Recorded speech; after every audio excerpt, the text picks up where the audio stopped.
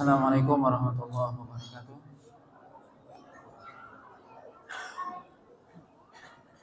Innal hamdalillah nahmaduhu wa nasta'inuhu wa nastaghfiruh wa na'udzu billahi min shururi anfusina wa sayyiati a'malina. May yahdihillahu fala mudilla lahu wa may yudlil fala hadiya lahu. Asyhadu an la ilaha illallah wahdahu la syarika lahu wa asyhadu anna Muhammadan abduhu wa rasuluh alladzi la rasula wa la nabiyya ba'dah. Ya ayyuhalladzina amanu taqullaha haqqa tuqatih wa la tamutunna illa wa antum muslimun. Amma ba'd. Bapak dan Ibu kaum muslimin dan kaum muslimat yang dirahmati Allah Subhanahu wa taala. Pada malam hari ini kita melanjutkan pembahasan dari kitab Sahih Muslim. Masih dalam pembahasan Kitabul Hajj, yaitu kitab tentang haji. Bab yang ketujuh yaitu bab at-tibu lil muhrim indal ihram, yaitu bab yang menjelaskan tentang at-tib, yaitu parfum bagi orang yang muhrim, bagi orang yang sedang ihram ketika dia ihram. Dalam bab ini disebutkan oleh Imam Muslim riwayat dan hadis yang banyak dari ibunda kita Aisyah radhiyallahu taala anha, di mana beliau mengatakan tayyabtu Rasulullah sallallahu alaihi wasallam li hurmihi hina ahram wa li hillihi qabla an yatufa bil bait. Aisyah radhiyallahu taala anha mengatakan bahwasanya aku meminyaki Rasulullah SAW, memberikan minyak wangi kepada Rasulullah SAW untuk ihramnya ketika beliau ihram, dan untuk halalnya atau setelah tahallul sebelum beliau tawaf di Ka'bah. Hadis ini menunjukkan bahwasanya bolehnya seorang yang sedang atau yang ingin berihram untuk melakukan ibadah haji ataupun umrah, untuk dia memakai tib ataupun minyak wangi, parfum, sebelum dia memulai ihram. Dan itu pun dipakaikan di badannya, sebagaimana nanti akan disebutkan dalam riwayat selanjutnya. Aisyah mengatakan tayyabtu Rasulullah sallallahu alaihi wasallam hina ahram lihillihi, bahwasanya Rasulullah SAW, kata Aisyah, aku meminyaki Rasulullah SAW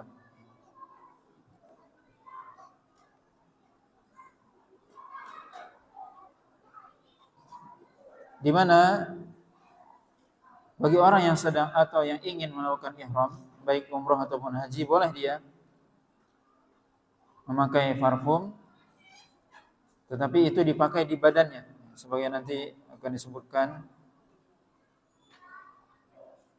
hadis Aisyah bahwasanya beliau melihat, masih melihat ketika Nabi SAW sudah ihram, maka melihat cahaya dari parfum Nabi ada di kepala dan di jenggot Nabi SAW. Maka para ulama menjelaskan seorang yang dia ingin ihram untuk melakukan ibadah umrah ataupun haji, boleh dia memakai tib ataupun minyak wangi di badannya, yaitu di kepalanya, di jenggotnya. Dan tentunya ini buat laki-laki.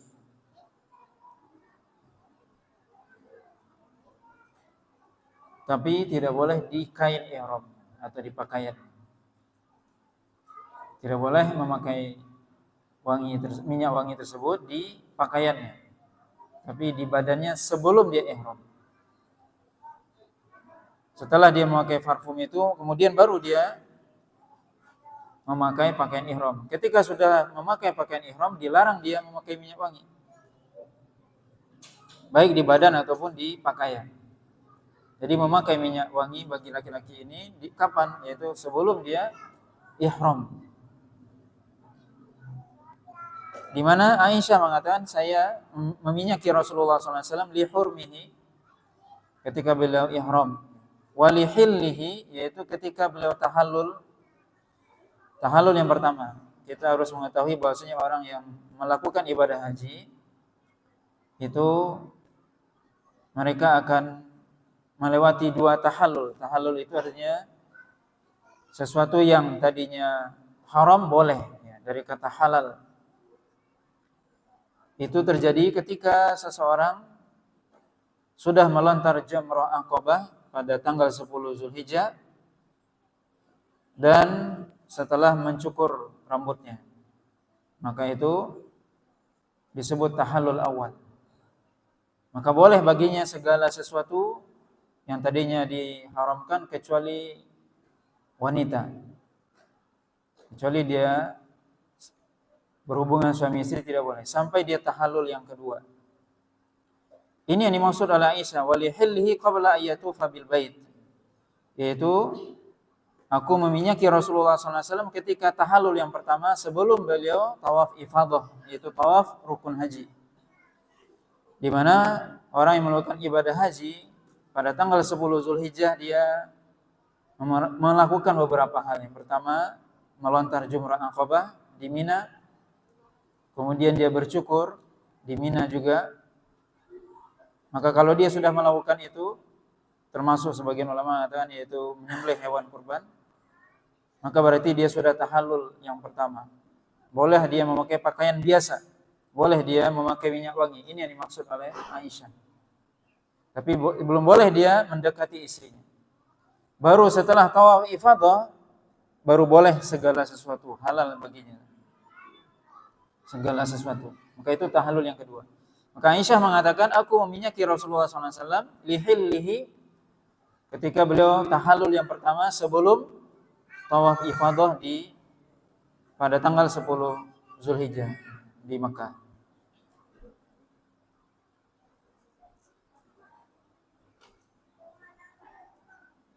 Hadis ini juga menunjukkan kepada kita bagaimana Aisyah radhiyallahu ta'ala anha yang berkhidmah kepada Rasulullah SAW, bagaimana beliau meminyaki Rasulullah SAW. Sebagaimana juga disebutkan bahwasanya Aisyah radhiyallahu ta'ala anha juga menyisirkan rambut Nabi SAW.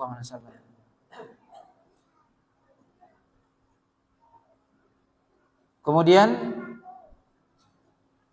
riwayat selanjutnya disebutkan oleh Imam Muslim juga semuanya riwayat dari Aisyah radhiyallahu ta'ala anha.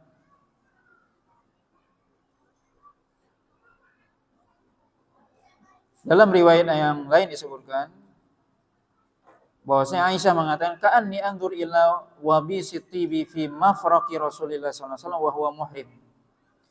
Aku seolah-olah melihat wabis, itu artinya adalah kilauan tib, yaitu kilauan minyak wangi Nabi SAW yang masih terlihat di belahan rambut Rasulullah SAW, padahal beliau sudah muhrim, sudah berihram. Tapi ini adalah sisa dari minyak wangi yang dioleskan sebelum beliau memakai pakaian ihram. Maka di sini para ulama menjelaskan seorang yang dia memakai minyak wangi sebelum ihram, ketika sudah ihram, kalau minyak wangi itu masih ada, maka itu tidak menjadi masalah. Selama itu masih di badannya. Maka di sini kita lihat bahwasanya Aisyah mengatakan seolah-olah aku melihat kilauan dari minyak wangi Nabi itu di kepala Nabi SAW. Maka sebagaimana tadi disebutkan bahwasanya Aisyah itu meminyaki Rasulullah SAW di kepala beliau, kemudian juga di jenggot beliau.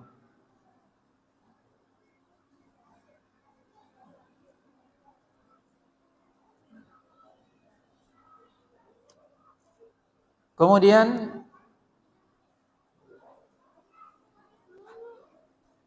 hadis juga dari Aisyah radhiyallahu taala anha,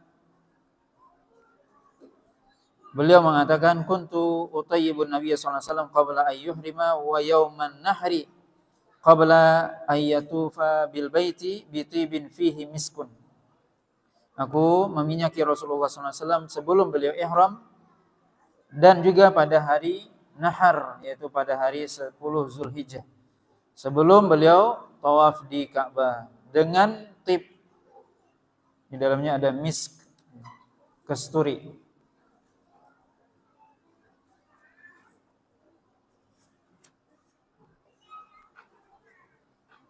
Kemudian riwayat selanjutnya yang disebutkan oleh Imam Muslim adalah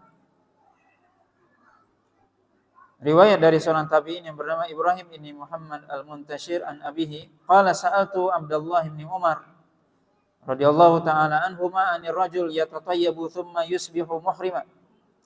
Faqala ma uhibbu an usbiha muhriman andakhu tiban li an attaliya bi qatirani ahabbu ilayya min an af'ala dhalika. Qala fa dakhaltu ala Aisyah radhiyallahu ta'ala anha fa akhbartuha anna Ibnu Umar qala ma uhibbu an usbiha muhriman andakhu tiban la an attaliya bi qatirani ahabbu ilayya min an af'ala dhalika. Fa qala Aisyah ana tayyibtu Rasulullah sallallahu alaihi wasallam inda ihramihi thumma tafa fi nisa'i thumma asbaha muhriman. Yaitu seorang bertanya kepada Abdullah bin Umar, yaitu Muhammad bin Muntashir, seorang tabi'in, beliau bertanya kepada Abdullah bin Umar radhiyallahu taala anhuma tentang seorang yang dia memakai minyak wangi, kemudian besok paginya dia ihram. Maka kata Abdullah bin Umar, aku tidak suka besoknya aku ihram kemudian aku memakai minyak wangi. Lebih baik, kata Abdullah bin Umar, sungguh lebih baik aku dilumuri dengan timah panas, lebih baik daripada aku melakukan hal itu. Kemudian aku menemui Aisyah radhiyallahu taala anha dan aku beritahukan kepadanya bahwasanya Ibnu Umar mengatakan, bahwasanya beliau mengatakan, Abdullah bin Umar, aku memakai minyak wangi, kemudian aku muhrim, aku berihram, tidak aku sukai. Bahkan lebih aku sukai aku dilumuri dengan timah panas daripada aku melakukan hal tersebut. Kemudian Aisyah radhiyallahu ta'ala mengatakan, sungguh akulah yang meminyaki Rasulullah SAW ketika beliau ihram. Kemudian beliau mendatangi istri-istrinya, kemudian beliau pagi harinya berihram. Maka hadis ini menunjukkan kepada kita bahwasanya Abdullah bin Umar radhiyallahu taala anhuma, beliau menyangkal atau mengingkari orang yang dia memakai minyak wangi ketika ihram. Di mana beliau sampai mengatakan, lebih baik aku dilumuri dengan timah panas daripada aku dilumuri dengan minyak wangi. Menunjukkan apa? Menurut Abdullah bin Umar itu terlarang. Menurut Abdullah bin Umar itu terlarang, itu diharamkan. Makanya beliau mengatakan, lebih baik aku dilumuri dengan timah panas daripada aku dilumuri dengan minyak wangi. Para ulama menjelaskan bahwasanya Abdullah bin Umar belum sampai hadis kepada beliau tentang hadis Aisyah ini. Menunjukkan kepada kita bahwasanya seorang tentunya bagaimanapun dia memiliki ilmu, tentunya bisa jadi ada beberapa hal atau hukum yang bisa jadi beliau atau dia tidak mengetahuinya.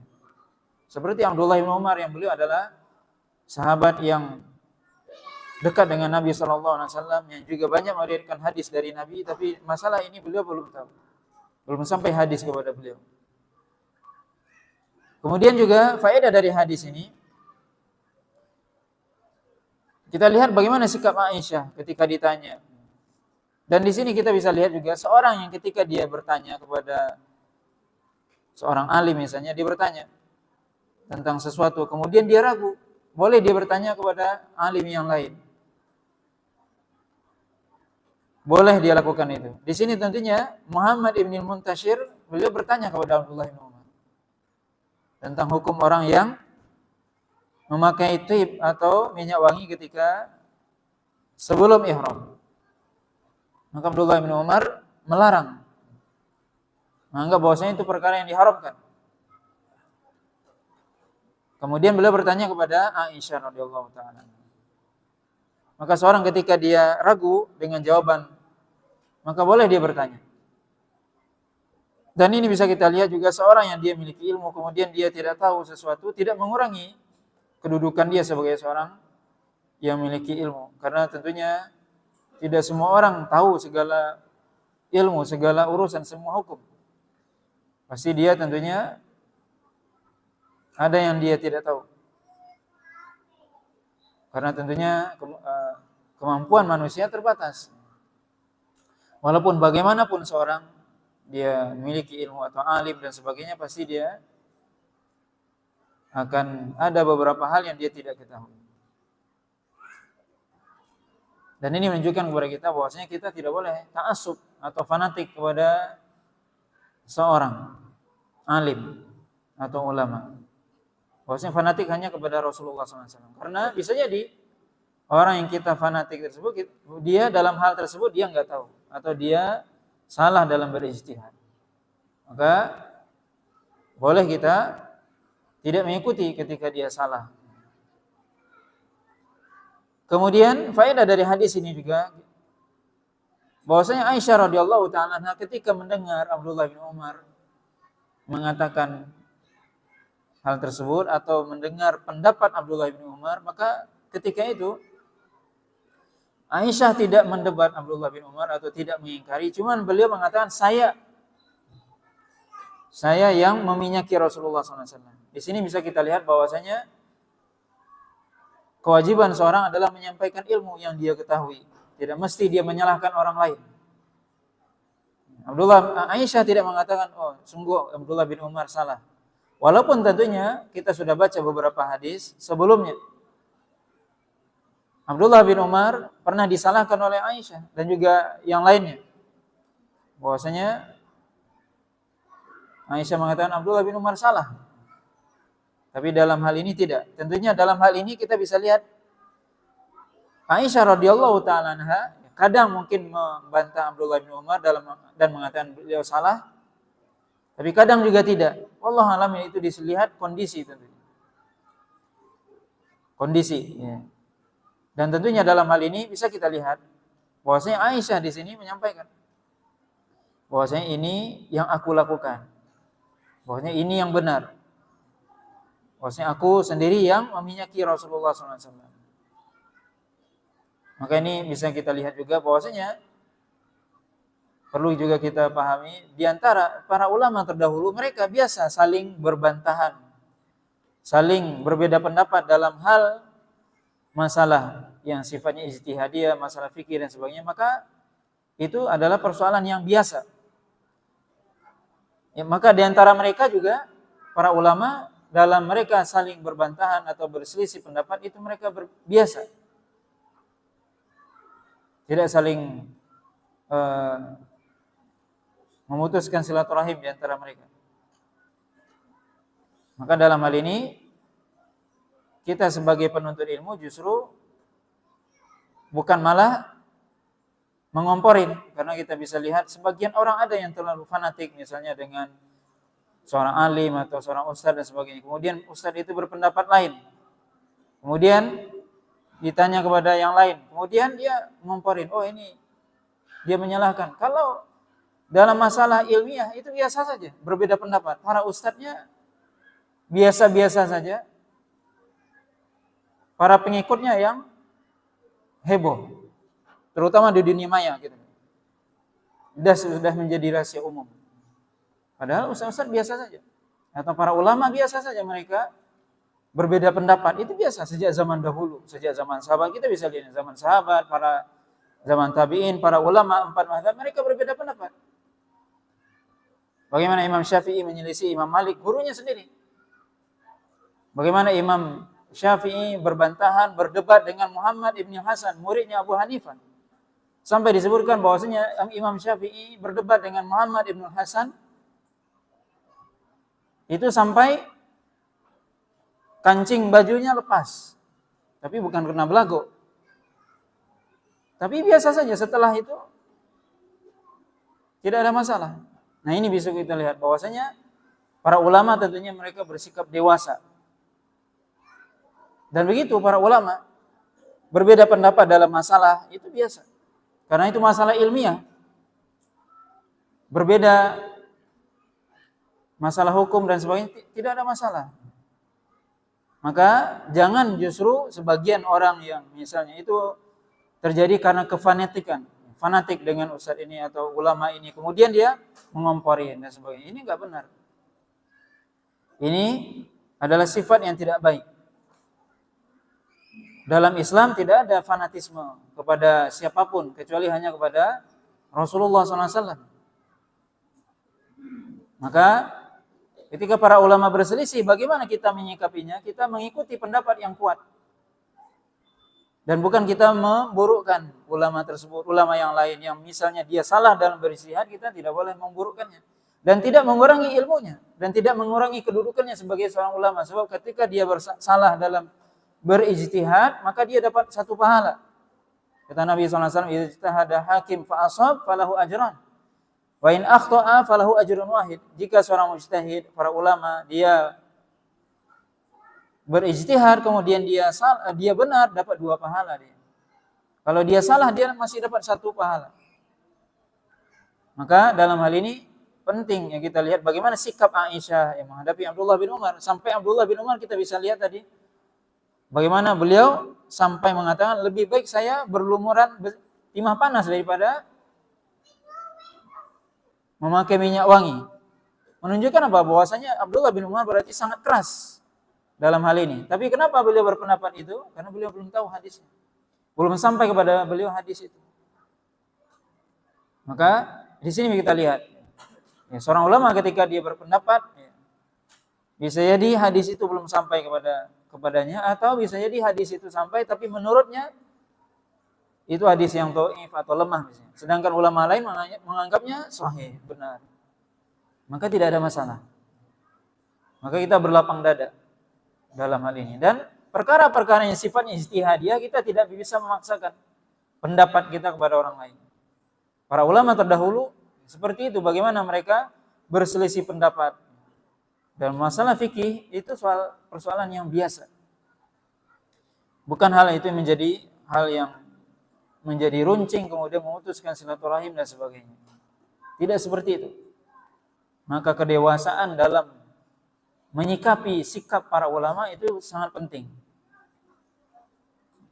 Orang yang dia tentunya semakin seorang dia belajar, dia akan semakin dewasa, dia semakin tahu dan tidak mudah mengingkari. Tapi ketika seorang itu hanya taklid, mengikuti atau fanatik, maka dia akan mudah mencap dan sebagainya. Maka ini tentunya tidak perlu terjadi. Ya. Di sini bisa kita lihat bagaimana Aisyah ya, tidak mengingkari Abdullah bin Umar dalam kesempatan ini. Walaupun dalam kesempatan yang lain misalnya Aisyah pernah mengingkari Abdullah bin Umar. Tapi itu tidak menjadi masalah.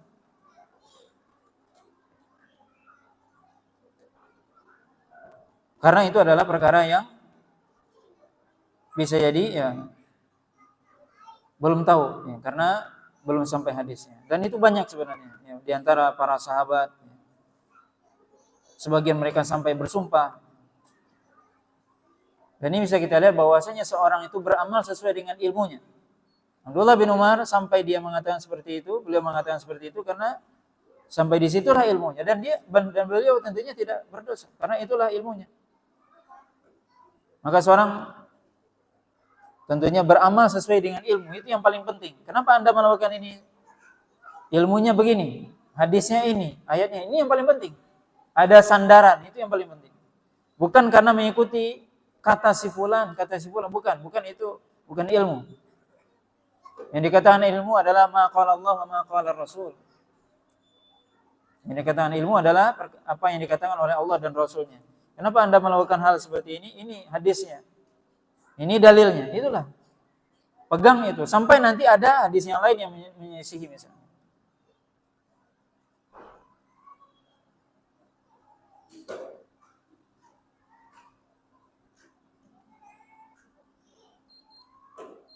Kemudian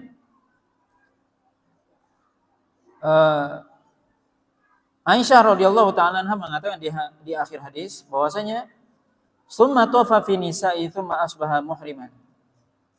Di sini bisa kita lihat bahwasanya Rasulullah SAW itu beliau mendatangi istrinya, mendatangi istri-istri beliau dalam satu malam. Di mana Rasulullah SAW Allah SWT berikan kekuatan. Disebutkan bahwasanya Nabi SAW itu memiliki kekuatan 10 laki-laki. Di mana beliau dalam hadis ini dikatakan bahwasanya beliau ketika ingin ihram yang mendatangi seluruh istrinya. Kemudian Aisyah mengatakan tsumma asbaha muhriman. Kemudian pada pagi harinya beliau muhrim, yaitu berihram. Dengan hadis ini para ulama kita bisa lihat sebagian para ulama mengatakan bahwasanya seorang yang dia memakai minyak wangi sebelum ihram maka harus dia mandi untuk menghilangkan minyak wangi tersebut. Dalilnya adalah perkataan Aisyah ini, di mana Nabi SAW kemudian beliau mandi pada pagi harinya, kemudian beliau baru ihram. Tentunya ketika beliau mandi maka hilang. Ini menurut sebagian para ulama. Walaupun tadi kita bisa lihat bahwasanya Aisyah sendiri mengatakan, aku melihat kilauan dari minyak Nabi SAW itu di kepala Rasulullah SAW dan di jenggotnya. Ini bisa kita lihat bagaimana para ulama berselisih pendapat perihal tentang memakai minyak wangi bagi orang yang ihram. Maka pendapat jumhur para ulama dalam sini disebutkan oleh Imam An-Nawawi, ini adalah pendapat Imam Syafi'i dan yang lainnya, bahwasanya boleh seorang yang dia ingin berihram, dia sebelum berihram untuk memakai tape atau memakai minyak wangi tapi di badannya, tidak boleh di pakaian. Sebagian ulama tadi mengatakan, sebagian lagi mengatakan boleh dia memakai minyak tapi setelah itu dia mandi. Wallahu a'lam. Kemudian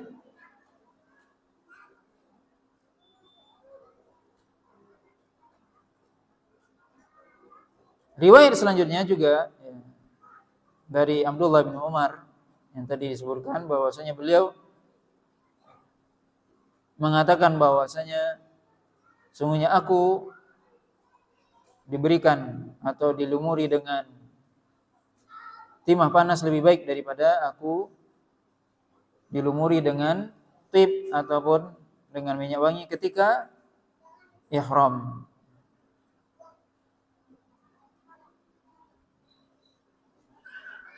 Kemudian bab selanjutnya yaitu bab tahrimus shayd lil muhrim.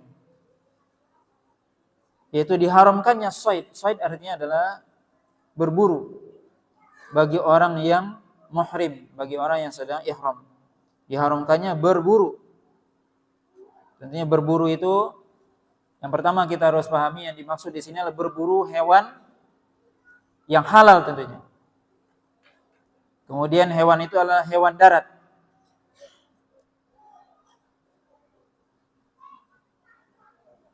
Maka itu yang disebut dengan shayd. Shayd itu adalah buruan. Yang diburu tentunya hewan yang boleh dimakan, kemudian hewan darat. Maka ini diharamkan, dilarang bagi orang yang sedang ihram. Di sini bisa kita lihat dibawakan oleh Imam Muslim hadis yang riwayat yang sangat banyak ya. Yang pertama dari Sa'ab ibnu Jathamah Al-Laythi. Hadis ini dari Abdullah bin Abbas, beliau mengatakan bahwasanya dari Sa'ab ibnu Jathamah Al-Laythi annahu ahda li Rasulillah sallallahu alaihi wasallam himaran wahsyiyan wa huwa bil abwa au biwaddan faraddahu alaihi Rasulullah sallallahu alaihi wasallam. Qala falamma an ra'a Rasulullah sallallahu alaihi wasallam ma fi wajhi qala an inna lam naruddahu alaika illa anna hurumun. Kata Abdullah bin Abbas bahwasanya hadis dari Sa'ab bin Jathamah Al-Laythi, seorang sahabat yang biasa berburu ketika itu, di mana beliau menghadiahkan kepada Nabi SAW keledai yang liar. Kita perlu tahu bahwasanya keledai ada dua macam, yang liar dan jinak. Yang liar hukumnya halal dimakan, yaitu yang liar yang di hutan liar. Yang jinak justru diharamkan. Itu untuk ditunggangi di zaman dahulu. Maka seorang sahabat Sa'ab bin Jathamah memberikan hadiah kepada Nabi SAW keledai yang liar di suatu tempat namanya Abwa atau Waddan. Ya, di sini perawi hadis ragu. Kemudian Nabi SAW menolak hadiah tersebut. Kemudian Sa'ab mengatakan, ketika Rasulullah SAW melihat wajahku, maka Rasulullah SAW mengatakan, sesungguhnya kami tidak menolak hadiahmu ini kecuali karena kami dalam keadaan muhrim. Di sini bisa kita lihat bahwasanya sahabat Sa'ab bin Jathamah ini memberikan hadiah kepada Nabi SAW. Hewan yang dia tangkap sendiri, dia buru sendiri, dia tangkap sendiri. Dihadiahkan kepada Nabi SAW. Kemudian Nabi SAW menolak. Maka kemudian sahabat ini tentunya dia merasa kecewa. Dan itu terlihat dari wajahnya. Dan beliau sendiri menyebutkan, ketika Rasulullah melihat wajahku, yaitu apa? Melihat kekecewaan di wajahnya, maka Nabi langsung mengatakan, sungguhnya kami tidaklah menolak ini dari engkau kecuali karena kami dalam keadaan ihram. Di sini bisa kita lihat faedah dari hadis yang mulia ini, bahwasanya Nabi SAW itu boleh menerima hadiah, sebagaimana dalam bab sebelumnya kita jelaskan tentang dalam kitab zakah, bahwasanya Nabi SAW menerima hadiah. Kemudian bolehnya atau halalnya himar wahsy atau himar yang liar. Kemudian faedah dari hadis ini juga, ketika kita memberikan sesuatu kepada teman kita, maka kemudian kita bisa lihat, seorang tentunya ketika menghadiahkan sesuatu kepada kita, maka menunjukkan bahwasanya orang itu ingin berbuat baik. Maka mestinya kita menghormatinya. Maka Rasulullah SAW dalam hal ini biasa menerima hadiah. Tetapi ketika beliau dalam keadaan ihram, maka tidak dibolehkan. Dalam hal ini juga bisa kita lihat bahwasanya kita nggak boleh dalam hal seorang yang dia ingin berbuat baik kepada kita, tetapi kita misalnya tidak bisa menerimanya atau tidak bisa melakukannya, tidak boleh kita merasa nggak enak untuk menolaknya atau pakewuh kata orang Jawa. Nggak boleh merasa nggak enak, sungkan, nggak enak menolak. Enggak, Nabi SAW sampaikan, harus terus terang. Sering kita, saya nggak enak menerimanya, padahal kita emang nggak boleh misalnya. Sampaikan, Nabi SAW di sini apa? Menolak hadiah tersebut. Kenapa? Karena beliau dalam keadaan ihram, jelaskan. Kita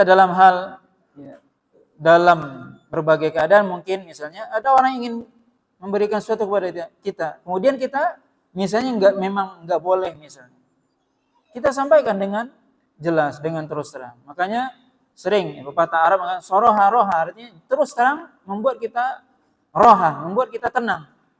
Kita tenang, orang lain tenang. Tapi kalau kita sungkan, nggak enakan, kita sendiri yang nggak enak, kita jadi nggak enak terus, kawan kita juga nggak enak.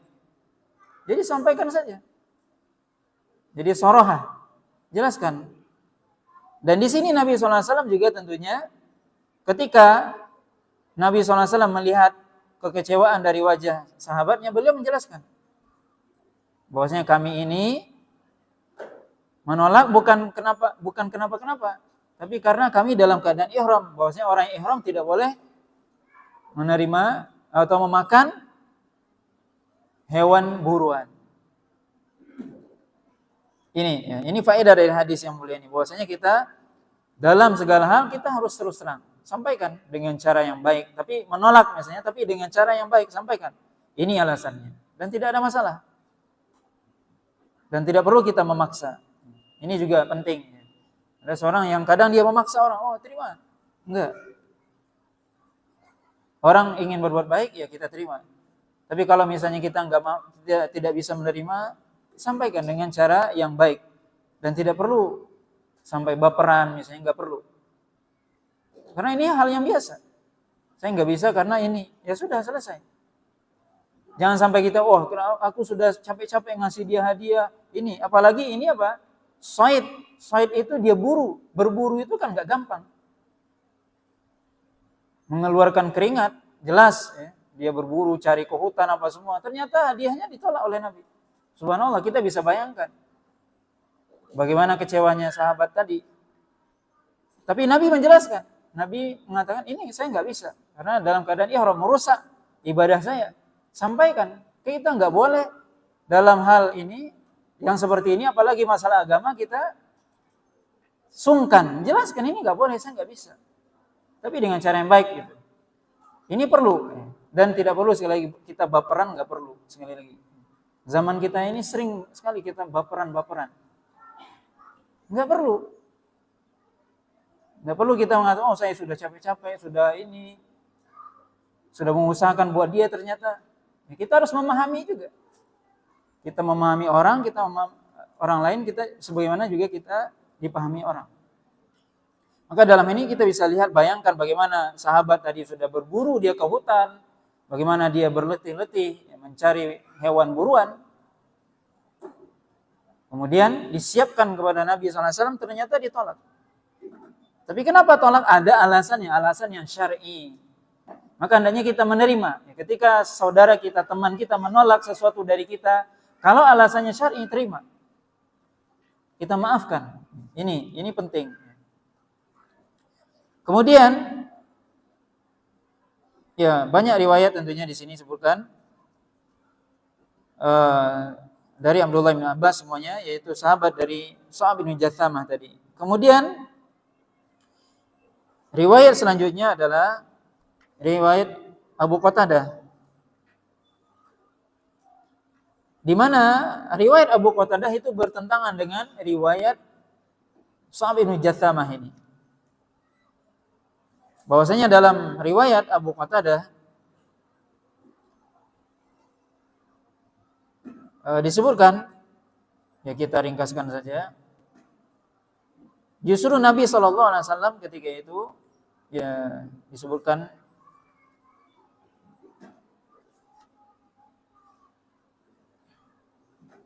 kita baca satu riwayat dari Abu Qatadah. Annahu kana ma'a Rasulillah sallallahu alaihi wasallam hatta idza kana bi ba'di turuqi Makkah takhallafa ma ashabin lahu muhrimin wa huwa ghairu muhrim. Fara'a himaran wahsyiyan fastawa ala farasihi. Fasa'ala ashabahu ayyunawiluhu sawtahu fa'abaw alaihi. Fasa'alahum rumhahu fa'abaw alaihi fa'akhadahu thumma shadda ala al-himar faqatalahu fa'akala minhu ba'du ashabin Nabi sallallahu alaihi wasallam wa aba ba'duhum fa'adrakahu Rasulullah sallallahu alaihi wasallam fa'adraku Rasulullah sallallahu alaihi wasallam fasa'aluhu an dzalika faqala inna ma hiya tu'matun at'amkumuha Allahu azza wa jalla. Ada hadis dari Abu Qatadah, beliau menceritakan bahwasanya beliau pernah bersama Rasulullah SAW dalam sebuah perjalanan menuju Mekah. Ya. Di mana Rasulullah SAW ketika itu disebutkan sahabat Rasulullah SAW dalam keadaan ihram semuanya. Sedangkan beliau Abu Qatadah tidak ihram. Jadi seluruh sahabat ihram. Sedangkan beliau tidak. Dalam suatu riwayat disebutkan itu ketika Hudaybiyah. Kejadian itu. Dalam riwayat yang lain disebutkan dalam Hudaybiyah. Dalam riwayat yang lain Jadi ada riwayat ketika Hudaybiyah, ada riwayat ketika haji. Kalau haji berarti haji wada. Di sini disebutkan bahwasanya Abu Qatadah, yang penting di sini Abu Qatadah enggak ihram. Sedangkan Rasulullah dan para sahabat ihram. Maka beliau Abu Qatadah melihat seekor himar, seekor keledai yang liar, kemudian beliau segera berada di atas kudanya. Kemudian beliau meminta tolong kepada sahabat-sahabatnya yang sedang ihram untuk mengambilkan cemetinya. Maka sahabat ini enggak mau. Para sahabat-sahabatnya enggak mau. Kemudian minta tolong lagi, tolong ambilkan tombak supaya aku bisa lempar ini himar. Mereka juga enggak mau. Kemudian dia sendirilah yang turun dari kudanya mengambilnya. Kemudian dia akhirnya bisa membunuh atau menangkap dari keledai tadi. Kemudian akhirnya sebagian sahabat Nabi memakan buruan tersebut dan sebagian lagi tidak mau makan. Kemudian setelah itu datang Rasulullah SAW, kemudian mereka bertanya kepada Nabi SAW. Kemudian Nabi SAW mengatakan, sesungguhnya dia adalah makanan yang Allah berikan kepada kalian. Bahkan dalam riwayat yang lain disebutkan, Nabi SAW justru bertanya, hal ma'akum min lahmi syai'? Kata Nabi, masih ada sisa dagingnya sama kalian? Kata Nabi SAW. Nah, di sini bisa kita lihat bagaimana hadis Abu Qatadah berbeda, bertentangan dengan hadis sebelumnya, hadis Abdullah bin Abbas, yaitu hadis Sa'ab bin Jathamah tadi. Di mana tadi disebutkan Nabi justru menolak hadiah berupa hewan buruan tadi. Tapi justru di hadis Abu Qatadah itu Nabi SAW membolehkan para sahabat. Bahkan Nabi bertanya, masih ada enggak dagingnya? Maka ini bisa kita lihat para ulama di sini banyak riwayat semuanya dari Abu Qatadah, kemudian juga dari Thalhah bin Ubaidillah juga. Tapi semuanya sama ya.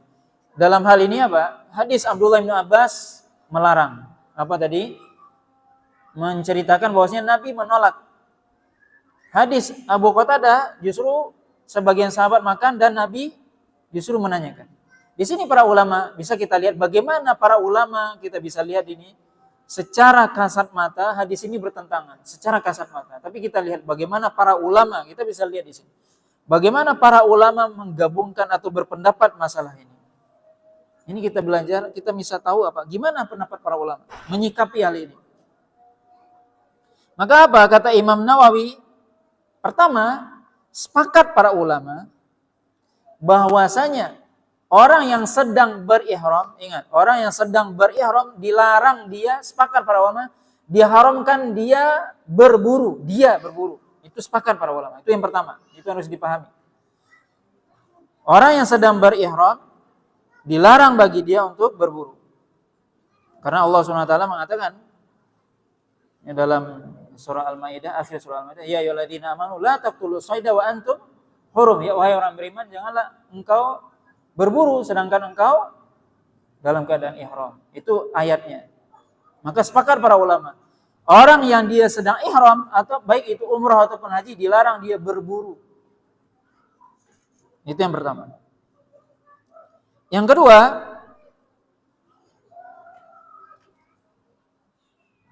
mayoritas para ulama mengatakan bahwasanya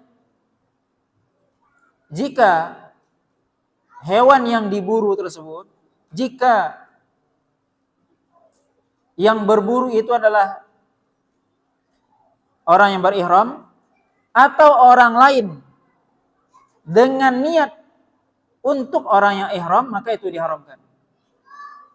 Jika yang berburu adalah orang yang berihram sendiri, tentunya ini yang pertama tadi. Atau orang lain, tapi orang lain itu sengaja dia berburu dengan tujuan hewan buruan itu akan dibagikan atau akan diserahkan atau akan diberikan kepada orang yang sedang berihram, maka itu dilarang. Itulah hadis Abdullah bin Abbas tadi. Di mana Sa'ab ibnu Jathamah tadi, beliau suka berburu.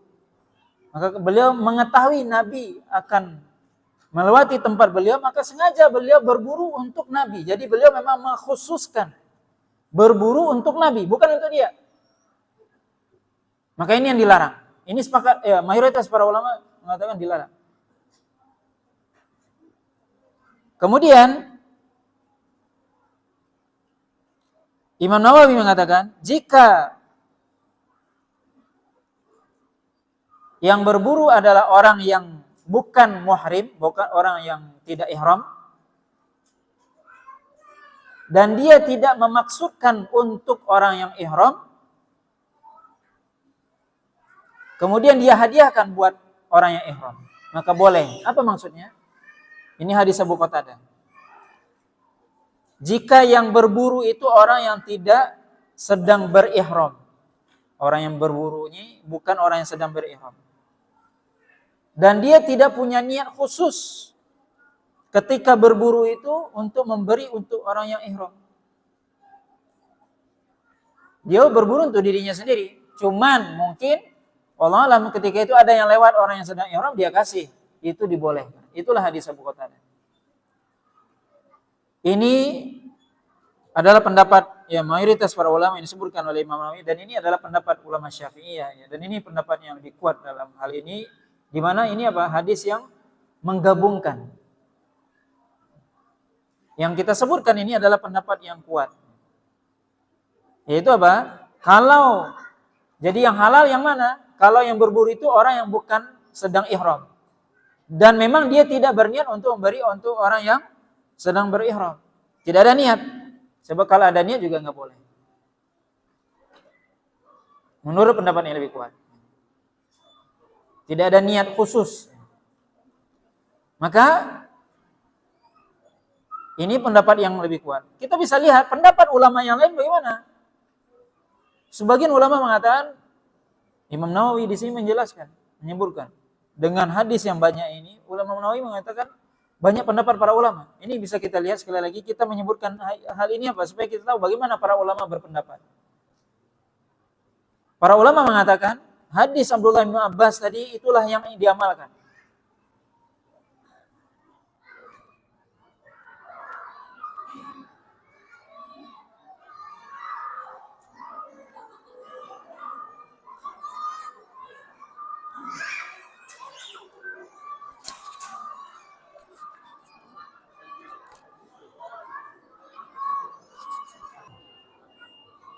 Nah, kita sebutkan di sini bahwasanya sebagian ulama mengatakan apa? Beramal dengan hadis Abdullah bin Abbas. Hadis Abdullah bin Abbas mengatakan apa?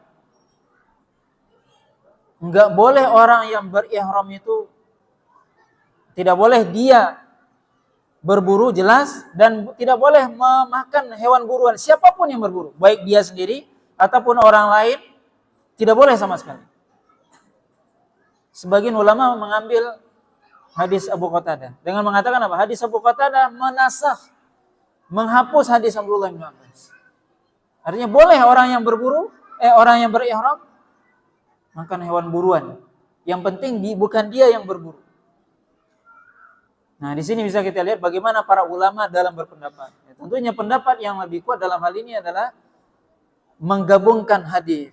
Di sini kita bisa lihat. Tapi kita bisa lihat di sini para ulama tentunya mereka berpendapat sesuai dengan ilmunya.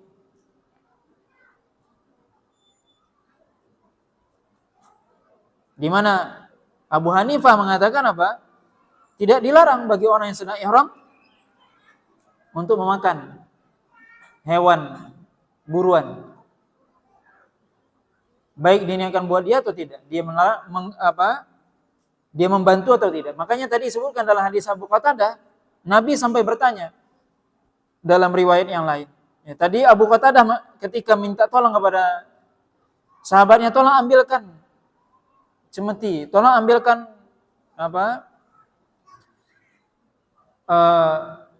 pedang ataupun tombak tadi. Para sahabat enggak mau. Kenapa? Karena termasuk membantu. Maka para ulama mengatakan kalau dia ikut membantu berarti dia ikut berburu.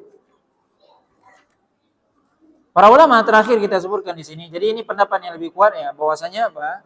ini pendapat Imam Syafi'i dan jumhur para ulama bahwasanya kalau dia orang yang berihram tidak boleh dia sendiri berburu dan tidak boleh dia memakan hewan buruan kalau itu sengaja memang diniatkan buat dia. Tetapi kalau tidak boleh. Para ulama menjelaskan apa hikmahnya dilarang berburu bagi orang yang sedang ihram. Apa hikmahnya? Para ulama menjelaskan, Syekh Utsaimin dalam hal ini menjelaskan dua hal. Yang pertama bahwasanya berburu itu bisa ketika seorang yang ihram kalau dibolehkan dia berburu akan membuat dia lalai dari ihramnya, sebab berburu itu menghabiskan waktu dan itu bagi orang yang candu berburu itu akan membuat dia candu, kemudian dia akan meninggalkan. Ya, dia terlalai dari ibadahnya. Sekarang dia sedang ihram. Kalau dia ikutin berburu, maka tentunya lalai dia dari ibadah. Ini yang pertama. Yang kedua, kata Syekh Utsaimin bahwasanya berburu itu menunjukkan sesuatu yang di zaman dahulu, wallahu a'lam, menunjukkan seseorang yang bisa berburu itu punya kebanggaan tersendiri. Seperti itu. Berburu dia dapat dari ini itu punya kebanggaan dan itu menafikan dia sedang beribadah. Di mana sedang beribadah itu apa? Dari baik ihram haji ataupun umrah mestinya dia tidak membanggakan diri, dia merendahkan diri di hadapan Allah. Tapi ketika dia berburu, dia berbangga, "Oh, saya dapat nih." Itu ada kebanggaan di situ. Maka di sini Syekh Utsaimin mengatakan ini hikmah di balik di mana Allah SWT dan Rasulnya melarang ya orang yang sedang berihram untuk berburu. Ya. Wallahu ta'ala alam, ini yang mungkin bisa kita sampaikan pada kesempatan ini. Wallahu ta'ala alam.